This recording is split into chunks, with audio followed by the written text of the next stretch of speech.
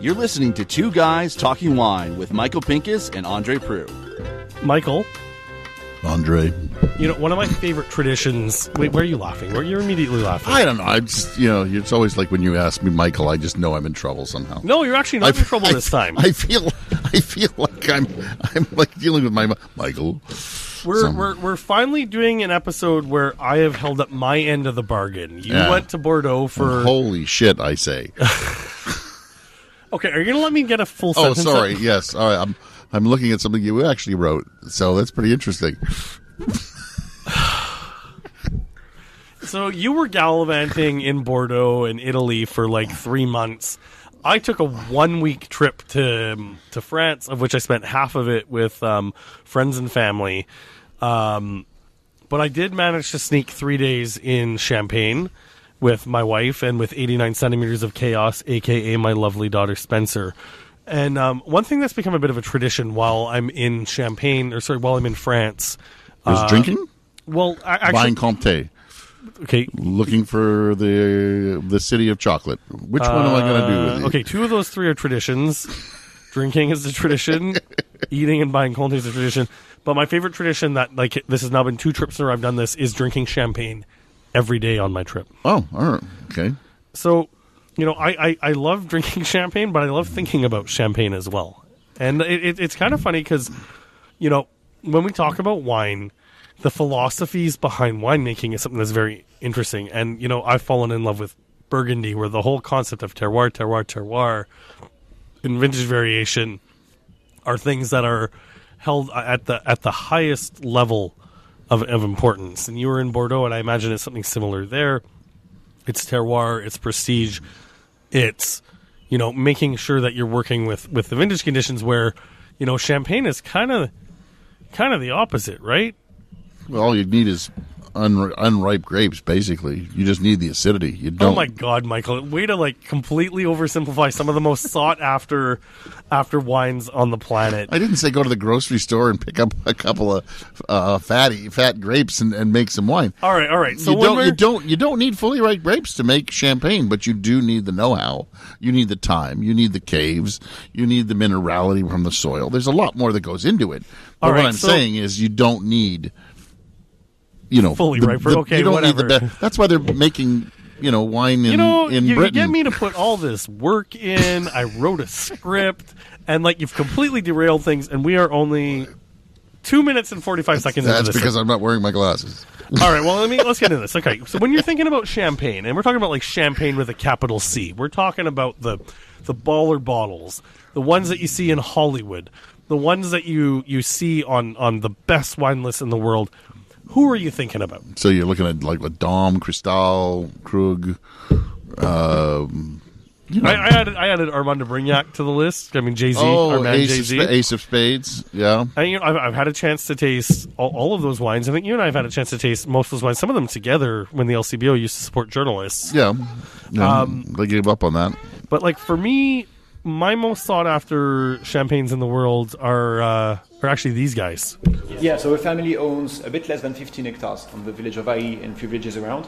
And we buy every year 25, 35 hectares in grapes to other wine growers. So we are negotiants, like Modé Chandon or others. Yeah. Just we are really, really small. The family here, we're going to produce 350, 450,000 bottles a year. And that's the maximum we want to produce. In our philosophy, you cannot make quality wines if you are working with big volumes. And you cannot be precise on your wines if you are working with big containers. That's why we are working only with oak and only that low quantity production every year. That was the voice of Julien Trichet. He was our wonderful guide at the Champagne House, Henri Giraud. So, by comparison, you just heard Julien say that they make about 450,000 bottles a year. Dom Perignon has about 5 million bottles produced every year. Yeah. Louis Roederer, who makes Cristal, they make 3.5 million bottles per year. The total production of all the cuvées is between 350 and 450,000 bottles at Henri Giraud. So I would probably I would 100% agree with him, because when I was in Italy, and I have talked to you about this before, I have been to 2 champagne tastings, And yes, I was at Alexandre Lamblot a dinner, and I'm just trying to get to how many bottles he made. Less than 100,000 bottles. Like, just this guy's tiny as well. So when he's talking about making really great champagne, now this guy Lamblot made probably a dozen or more different cuvées from his wines. Yes. But he makes a small amount of wine, and there wasn't a bad bottle. So I think the thing that sets Henri Giraud apart from the other small producers, because I did visit a couple of other small producers. I visited Gosset, I visited Guido Forget, and I ordered a case of wine from Pierre Paillard as well, which is another grower champagne currently repped by Halpern, is that Henri Giraud, they're trying to compete against all those brands that I just mentioned. Like, they're trying to compete against the marketing engine that is LVMH. They're trying to compete against these big brands, and I think they're kind of doing a good job. And I hope we're going to unpack that a little bit on this podcast. Well, what you'd always hope is that it's the Field of Dreams mantra, right? Build it and they will come. But you know what? I don't think that's completely what is happening here. Because like the funny thing about Henri Giraud is, like, I visited the city of Reims, and Reims has the headquarters of a lot of the massive champagne brands in the world. You want to visit Krug? It's in Reims. You want to visit Bollinger? It's in Reims. You want to visit Henri Giraud? It's in Épernay, which is in like 45 minutes south of Reims. Okay, so hold on a second. Okay. The small house. Yes. Do they come into Ontario but only with an agent? Yes. How the hell did you find them? Okay. I actually love this story, and I don't want this to come off as a complete flex to the people who are listening to this podcast.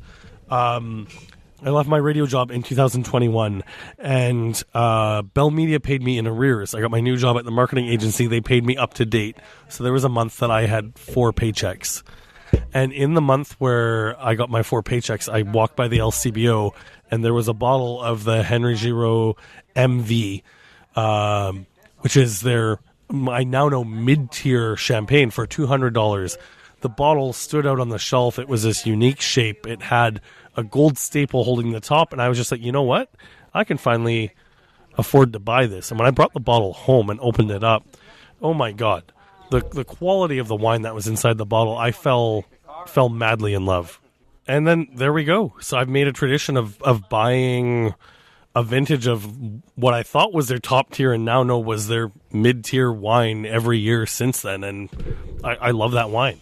We have a sample of something here. Yeah, so actually what we have in our glass is what I now know is their entry level in the market in Ontario. This is the Esprit Nature from Henri Giraud. It comes in for about $120 a bottle, so expensive but not. It has a guarantee on the back. Expensive. Guaranteed pesticides, residues checked by molecular analysis. As you heard in the clip, everything is done in oak, so this has seen some oak aging.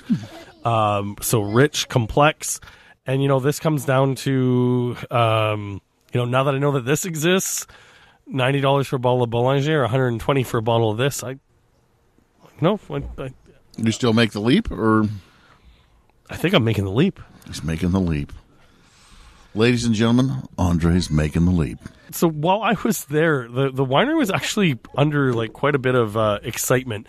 The brand literally just today, as we're recording this on June 12th, celebrated their family's 400th anniversary with a massive celebration in France. Wow. Okay. Yeah, I missed it by 3 weeks. And when we were there... We can blame Guillaume for that. Yeah, just bad timing.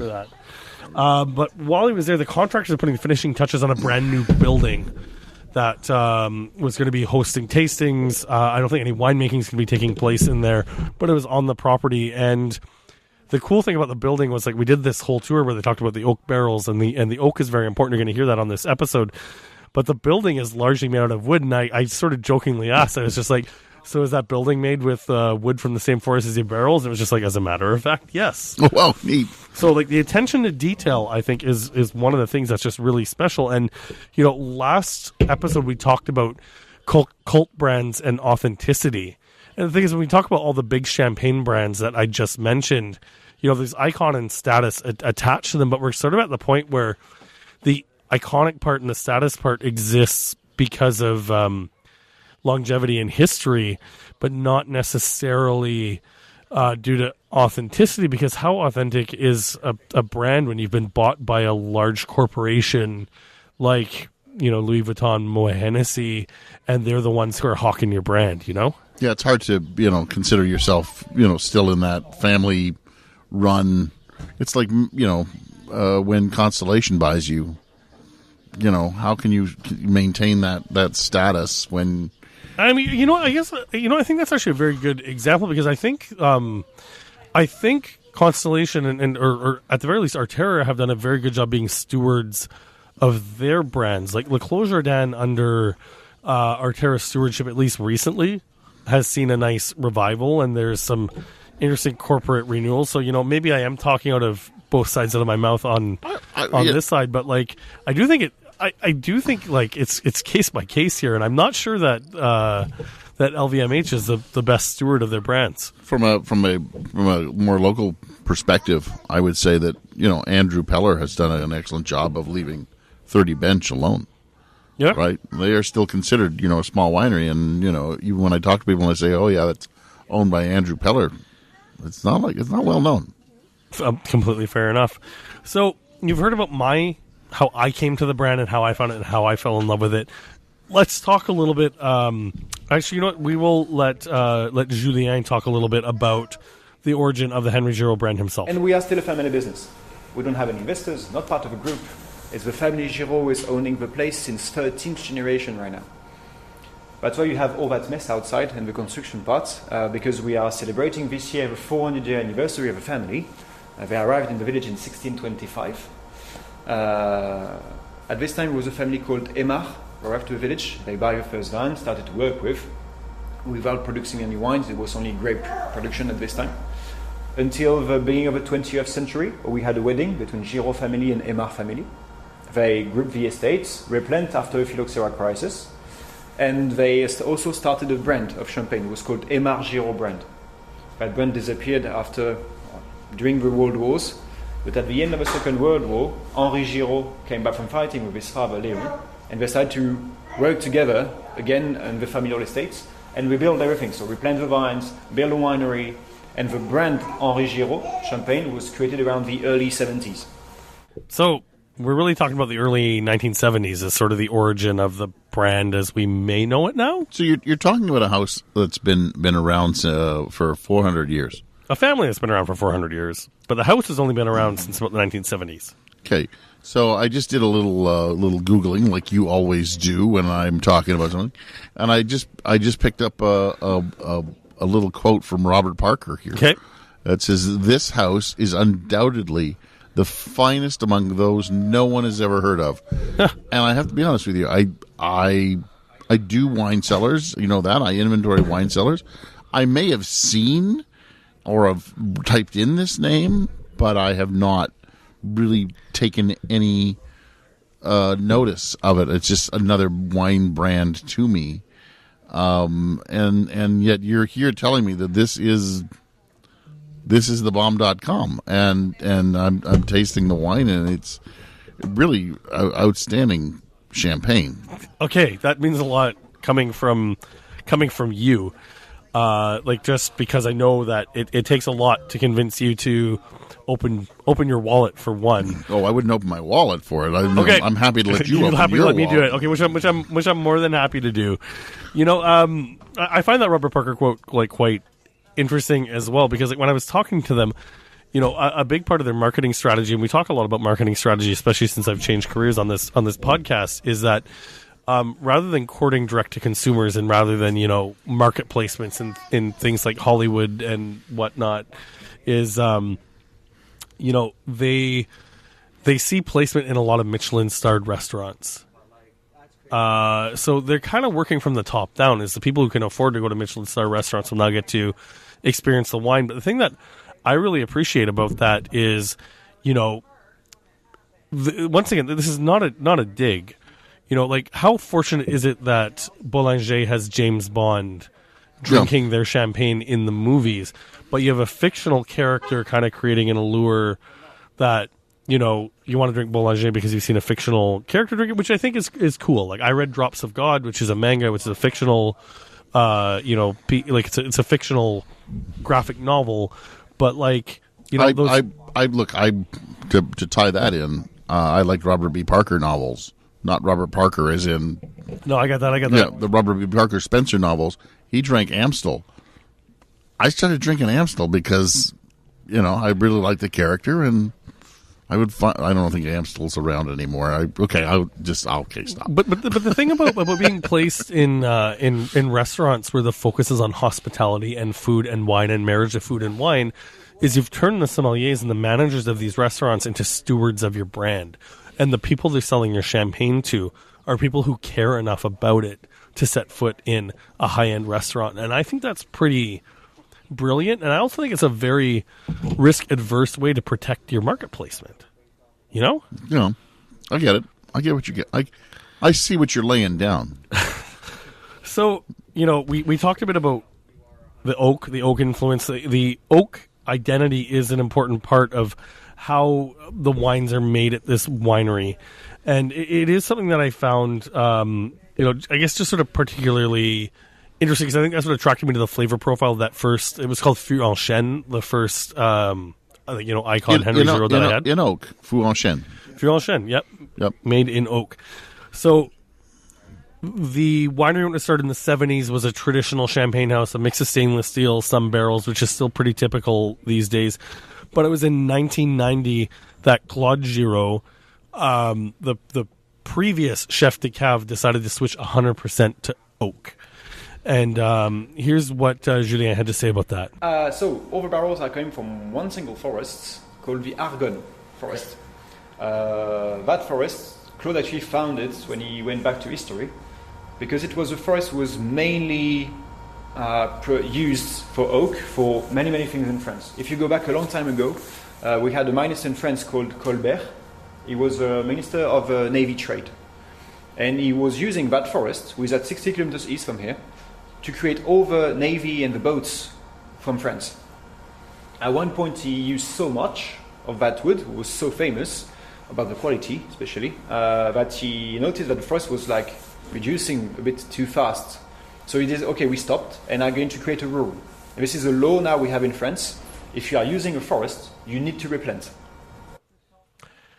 I thought that was kind of cool. Like, it is definitely a little bit of marketing spin that you only use barrels from this one forest. But, like, on the other hand, it's not fully that. When you're buying a barrel from Mary Delaney, Thomas's wife, who represents some really great coopers in France, you can actually choose which forest your barrels come from. And there are a lot of forests in France that have, like, a really strong following to them. Allier and Vosges are two forests that I know quite a bit of, because if you talk to Burgundian winemakers, they will seek barrels made from oak from these forests. The cool thing about Argonne is that it's further north in France than Allier or Vosges, so the trees grow slower, and the whole process to turn these into wine barrels is more complex. So tighter grain, to be able to get the right amount of toast, it takes longer to toast the barrels than it would if you were making a regular Burgundy barrel. But the thing is, these barrels are not heavily toasted. You can taste from this wine it's not overly oaked or vanilla. We're not getting any wood tannin. It's not, but I push back a little here. Please do. Where I would say, well, and do you know this? You may not. Is all their wines oaks, or Yes. they do have a percentage that's unoaked? So you've jumped ahead in the script Oh, a little bit. They definitely do have some Glasses again. Well, no, it's fine. They do have some experimentation taking place. Like, I saw they have some concrete tanks subterranean at the winery, and they do have some concrete eggs and some clay eggs of various levels. But, like, the vast majority goes in oak. There's no stainless steel in sight. And the fact that they have the other vessels are not like they're trying to hide anything. And I think it's a thing where, even though they're kind of hanging their hat on being the oak-made champagne house, they're not letting it be the guiding light for them. It's not dogmatic winemaking, that they're still experimenting with concrete. They're still experimenting with clay. They're experimenting with other vessels because they want to make sure that they're putting innovative, delicious products to the market. And, thankfully, Michael, there isn't an orange champagne on the horizon from as far as I saw. Thank God, and I don't see champagne moving back to the pet net version either. No, I don't see champagne moving back to the pet net version either. So now this is a part of the conversation that I think is particularly interesting because we're in the throwback part. You and I have been very lucky to have had a chance to visit some baller wineries. Yep. You visit some baller wineries and some baller interviews here, and this is up in that category. But this is now in the, dear listeners, welcome to the recurring theme of trends in winemaking in the ultra premium category. And let's listen to what Julien had to say about just current trends in champagne. No, actually champagne has changed so much, but on the Wine Growers More activity, they actually made two things. They rethink the way they are communicating and making the tasting tours and everything, but they also created sub-activities like guest house, or things that we had a lot of guest house or Airbnbs was created around the area, and this impacted a lot. Now evolving a bit, even the big houses are making sub-activities because champagne is an alcohol, and many people in the world now don't drink alcohols anymore, so the sales are going down for a general region. So we need to find other activities, like experiences like we do here, or things. It's almost like you could hear Danny Roland's voice from a few episodes ago talking about how you need to market the story and you need to be out there presenting the story and crafting experiences and building that infrastructure in tourism. I just found that incredibly fascinating. The thing is, for people like you and I who are cork dorks, I'm on that plane to go anywhere in the world where there's a grapevine planted because I'm getting that rustic food experience, I'm getting the rustic hotel experience, and that still very much was the experience in Épernay. But to hear people thinking about building that competitive advantage where even though people are drinking less alcohol is for the people who still are drinking alcohol, making sure that you've got that fire lit, that people are coming to your house, I thought was very interesting. Yeah, we haven't discussed it, but I did do an interview, and it still sits quietly dormant in one of my on one of my SD cards with the Bilkart salmon, and so you beat me to the champagne punch here at least. And they were saying much the same thing. The sales are going down. It's about finding the markets. It's about staying with your current customers, which as we learned and we will learn going forward with Bordeaux, they did not. Yes. So Julien talked a little bit more about just what the future is looking like and what they're currently doing right now with regards to building the infrastructure to set themselves up for success. And you know what? I don't want to have the no alcohol discussion again. I was grateful to see that nowhere in sight did I see de-alcoholized champagne up on the docket. And, seeing the experience being built. Because you know what? Here's the thing is, even with all the money in champagne, my experience in Épernay, I traveled in Épernay on Sunday, Monday, Tuesday. And Sunday, Monday, Tuesday in France can be a bit of a challenge because a lot of businesses are closed. But even the hole-in-the-wall bistros that I ate at, usually I have a pretty great experience at them. I found the food somewhat mediocre. And I love French food. I love all French food. You know what? I guess this is the sort of thing, too, is even a bad French meal is still pretty okay. I hate to admit this, when I was in France in a lot of the restaurants, and I couldn't figure out what to eat, and I know Guillaume is going to just look at me like I'm just crazed, but France makes some pretty good hamburgers. I want to, No, burgers is part of the French culture for sure. It's really good. I was like, Jesus, these are really good. French beef is one of the greatest things on the planet. It was, and you could always get it. It was really delicious. It really stuck with me, Danny, talking about how important it is for wine brands to be storytellers and to make that the focus on hooking customers to make sure that your brand is set up for success in the future. You have to be, and it's kind of what we've always discussed, or I've always told. Well, I started to tell you, and that you've always held in your head is be sure you like the wine 100 times more than you would at home. I usually say twice as much, but we'll up it for sure because. But it's that storytelling. Right? You get to a winery and you hear that story and you are so swayed by it, no matter, whatever it is. And that's what it is. If the wine tastes great at the winery because they're telling you their story. You know what the best part about Henri Giraud is? And this isn't meant to just sound like a commercial for them, but the thing is, I'm even more hooked on this brand after this experience with it is I fell in love with the quality of the juice first. I fell in love with the wine first. I bought the wine because the bottle was kind of cool. And then I met the agent, Joel Clark, who runs ABV. And Joel is an equally cool human being, and it just made me want to support them even more. And then I get a chance to visit the winery, and I get this amazing hospitality experience and a tour through the winery. And it's just they say you shouldn't meet your heroes. Well, this is one of those times where I met my hero, and I fell even more in love with my hero. And I'm going to bring this full circle because I have some questions to ask you here. But the thing that's frustrating for me is the fact that I have this interesting story and that Joel knows this interesting story. Now you know this interesting story, and Guillaume knows the interesting story from being here. The LCBO does such a piss poor job of helping brands represent themselves properly. The thing is, even at unless you spend money, but even at the $120 a bottle for this Esprit that we've just had, the now $400 a bottle for the MV for the few bottles that go through the LCBO, Henri Giraud isn't making the volume to justify spending tens or 20s of thousands of dollars on a marketing campaign to make sure people know the brand exists.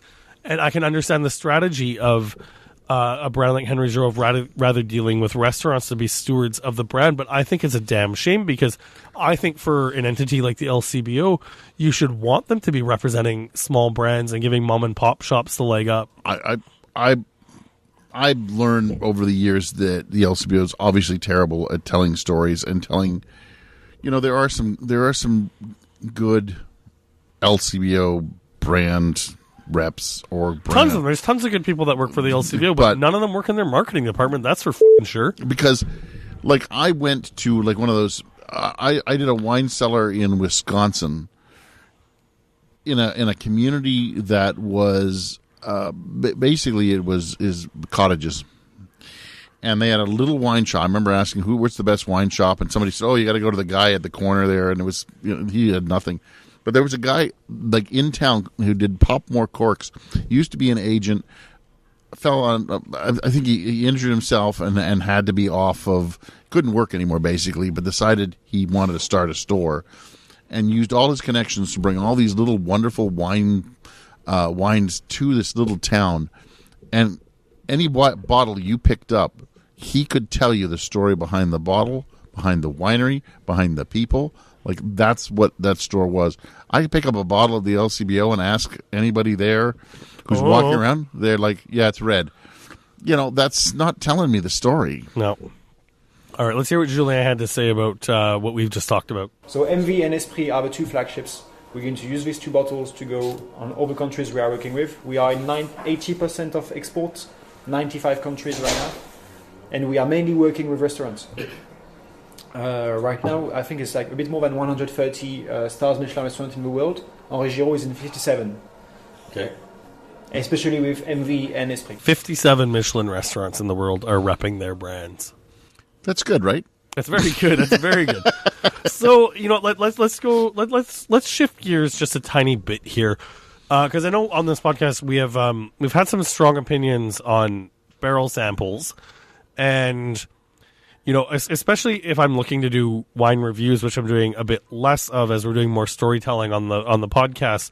But if you're seeing anyone who's writing a review on barrel samples, that's dicey at best. But I thought I would ask you, just as a quick aside, because En Primeur is such a big deal in Bordeaux, and you have wine critics who are basically determining the future of your Bordelais wineries based on barrel samples. Did you do much barrel tasting while you were in Bordeaux? We did at one winery, and I have to be honest, I dismissed most of it. Yeah? Really? Yeah. I tasted it, but I mean, yeah, it seemed like a good vintage, but it doesn't tell me anything, because they're now freshly in barrel. When we were there January, so they literally freshly in barrel, right? So interesting. Okay. So there's some stuff was still fermenting, but I mean I get nothing out of a barrel sample because there is so much that you can screw up on that way. Like I've done tastings in Tuscany, and during the Anteprima Toscana, they will actually mark down with an asterisk whether it is a barrel or a bottle sample, meaning that obviously it's already bottled and you're just waiting the extra 6 months or whatever for it to hit that mark where you can sell it, or it's coming out of barrel. Barrel samples can be screwed up. If it's in bottle, it's there, right? There's nothing else to be done except wait the 6 months or a year as the law proposes. But in barrel, there's so much that can happen. So much, you can blend wrong. Yeah. Okay, so that's the conversation you and I have had on the regular. I was just curious whether your mind had changed. So, like, after the whole warm reception that we got at the winery, we got a chance to taste a few wines. The chef de cave Sébastien Le Golvet crashed our tasting, and this is what happened. So Sébastien just called at the winery. They're going to bring us two still wines from 2024 harvest. You're going to taste one normal barrel we produced and one sandstone plaque barrels. So it's the same trees, same forest. The wines are the same inside. The only difference is the two plates. Okay, so I know that may have been a bit hard to understand because that was Sébastien on the phone in the background making the request. He brought in two barrel samples from what will eventually be their Argonne, which is their Halo Icon wine. These were barrel samples, but this was actually something where we weren't tasting to score them. But what they had was two barrels made the same way, both made with wood from the Argonne forest, but one had traditional barrel heads on it, and one had barrel heads that were sandstone, like they were clay barrel ends. And just to get the kind of guided tour of the reason for doing that and how the wines tasted different, I thought was really, really fascinating. But also to get a bit of insight to what a chef de cave is trying to do or what they're tasting for, while they're putting a wine together. And I think the thing that's I sort of find frustrating about barrel samples and just with the conversation that we just had is it's just we're still tasting with our readers, our listeners, and consumers in mind.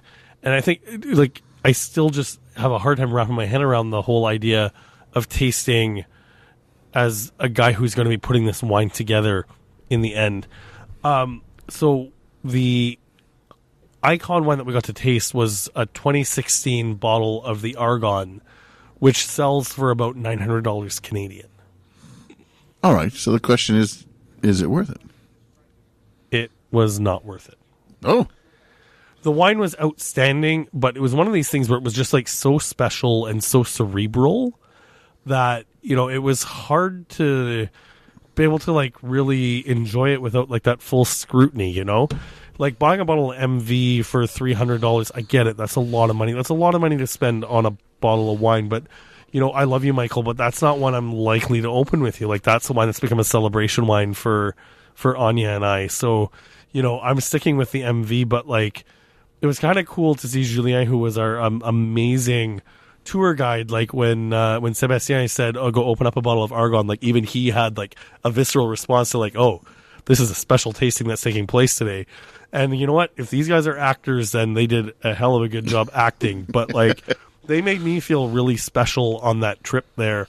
And that's the type of hospitality that is really hard to duplicate or imitate. So would you recommend people check out Champagne? Is it something that you would say, and is it easy to get into houses, or is it? Yes. When I went to Bordeaux, they they're You gotta make a in point. 10 years into the experiment of trying to figure it out. You've got to make appointments. I know for like the icon places like Henri Giraud and Krug, you generally need to be in the industry or know people in there to get you in there. But the hospitality was outstanding. Before we get to like wrapping up, let's just some final questions here. Can we talk about the wine that's in our glass right now? I thought we would do like a tiny bit of blind tasting because we all know my love of Chardonnay and obviously Champagne is there. But what varieties do you think are in the in your glass right now? I would have gone with the three. I would have gone. You know what? Here's what I'm going to do. I'm going to go on a limb here. Okay. I'm going to say there's a fair bit of Meunier in here, and Interesting. And I could be wrong, but yeah, I'm going to go Meunier and Pinot Noir. Meunier and Pinot Noir. Okay, so do you think this wine is Captain Chardonnay approved? Probably. It is Captain Chardonnay approved, but vinified and raised in oak barrels of 3 to 5 different wines, so reserve wines are in it. 50% reserve wines in the perpetual reserve, so Champagne houses keep stockpiles of old wines to help build a consistent assemblage. Saying that for the listeners of people who don't know, 80% Pinot Noir, Okay. 20% Chardonnay. So no Meunier. And aged for 2 years on lees, where the complexity on this wine is, I think, unreal for 2 years on lees. So how does Captain Chardonnay approve this if only 20% of Chardonnay is in it?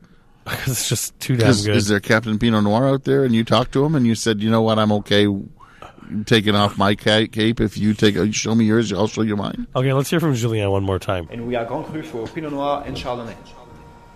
We are only 2 villages in Champagne with a double classification per village. Usually it's one village, one grape variety classified Grand Cru. Here we have both.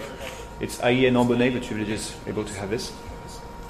In Ailly we have a bit less than 78% of Pinot Noir planted, 20 of Chardonnay and 2% of Meunier. I also think it's cool. The name of the village is Ailly, and it's just A-Y with 2 dots on it. Ailly. So, did I explain to you why I love this brand? Like, are you on board? Did you like this wine? I like the wine. I really do.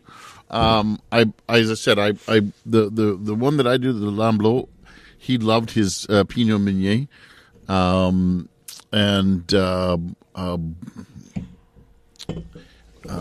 I found when he put too much Petit Meunier in it that it was not as nice a champagne. This one I like. I like the structure. I would prefer a little less oak. That's why I wanted to see, because I want a little more. I love a good fruitiness on my champagne. I love that biscuitiness that champagne brings and all that. Oh, well, this is totally biscuity. Correct, and I like that part. I would just like to feel a little more fruit in it. So, would I spend the $120 on it? No. Sorry. I just like a little bit more fruit in my champagne. But on the other hand, like I've even had Dom Perignons and stuff, and some of those when they're really old, they just lose that fruit. All right. So for me, I prefer my champagnes with that that creaminess, that vanilla, a little bit less fruit, a little bit more spice, a little bit more excitement, something to make the wine round or something to make it stick around a while, because this has great acidity and it does have that really long finish that I love from a really great champagne. And the toasty almond, slightly vanilla notes, I get them all there. I'm not saying that you're wrong. It's just hey, Michael, let me defend my hero here. I'm looking for a little bit more, maybe some apple, some lemon. There's a lemon. You had mentioned in another one. I'm getting like applesauce. Like it's bruised, it's cooked, it's a little bit more. Yeah. But for me, $120. Like, let me tell you, if you don't want to drop the $350, $400 for a bottle of MV, the Henri Giraud Esprit is a good entry level. I am planning on buying a case of this once the dust settles and the credit card bills have come back from my trip to France. But is it case 12 or 6? It's a case of 6 these days. Ooh. But at the very least, I hope you got to get a window into why I love this brand and you understand it. I'm fully on board for you liking this wine, and I'm now looking forward to you trying Bilkart salmon and us going through that interview that I had. It not as in depth as yours. I only had 15 minutes. You had more time with them. I was at a wine tasting, and I was able to pull them off into somebody's office to talk about it. But we also got a bottle of their wine to taste. So it'll be very interesting where you sit with a bottle of Bilkart versus a bottle of Giraud. All right. I'm André Peru of AndreWineReview.ca. And I'm Michael Pinkus of MichaelPinkusWineReview.com. Please reach into your pockets, look in your seat cushions. You got to find something for us on Patreon. Patreon.com/2guystalkingwine. Good night. Thanks for listening. Please subscribe to Two Guys Talking Wine on iTunes. Two Guys Talking Wine is produced by Adam Duran and Ken Little.